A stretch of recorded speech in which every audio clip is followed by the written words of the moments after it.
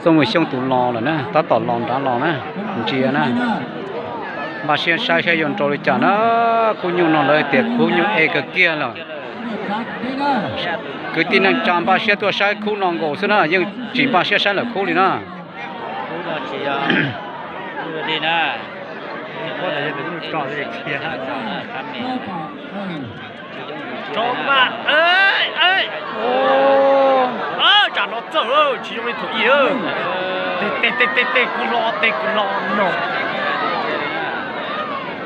giờ nè có sử dụng sự tệ tầng cá tin còn đó nè tụ nó là tụ nhung năng là phục khuôn rồi tụ họ lát sầu nó nè đồ trâu là tụ đó là to đó kiểu như trâu thấy cái kia đó khu nọ vậy cái kia đó cô trâu này xiết tha là thế đó bà xe đó xiết tha là thế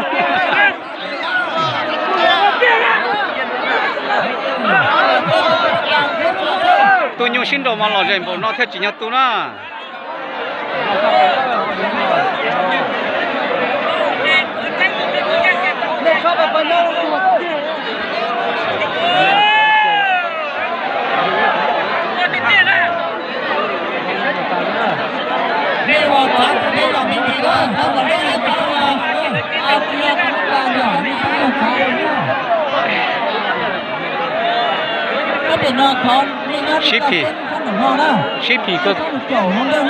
ship cái kia nè, ở tụi nhung nó tới ý rằng con, là do tới ý rằng con nó chưa xem nè, yon trâu đi chả nè.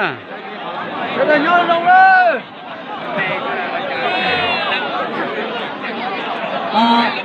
Đi cho đi kia nè, đi nó xem đâu là sao hồ đi tàu nè, đi tàu là nó đấy, tàu là nó, cho sắp tí rằng con đi bỏ tiền. Trả sang đó đấy. Dạ cô ăn là đi chủ tàu nhá sang đây à? Cả nó lớn cao nè. Cái nhiều ít phá sẽ chèn trâu lò gì cái kia rồi non đi nữa. Sai được tiền. Sai chả đầu tiên đi. Chứ đâu, đã ăn gì rồi à? Nó cô chủ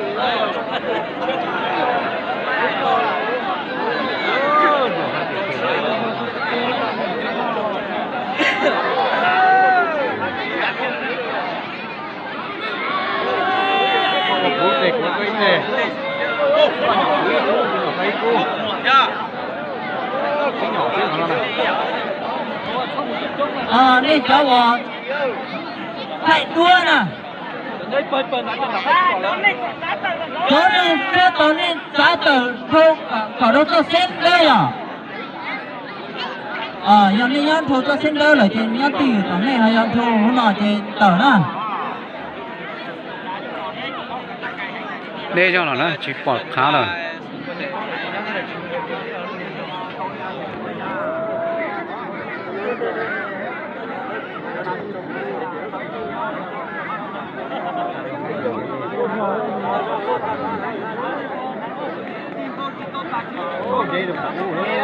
thái sát tỏ đi đó, yuan tranh được trong thái sát tỏ đó. Thái sát tỏ rồi.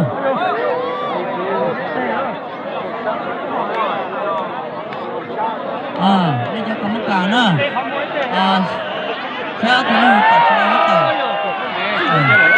rồi. Như nòng bông tay là chỉ số đó. Cái này cho chị. Như nòng bông to tờ là trong người tụ to tay là nó. Có chưa? Cho nhiều mẹ nó tụi nó nhìn nó chỉ có kia là nó rồi nó.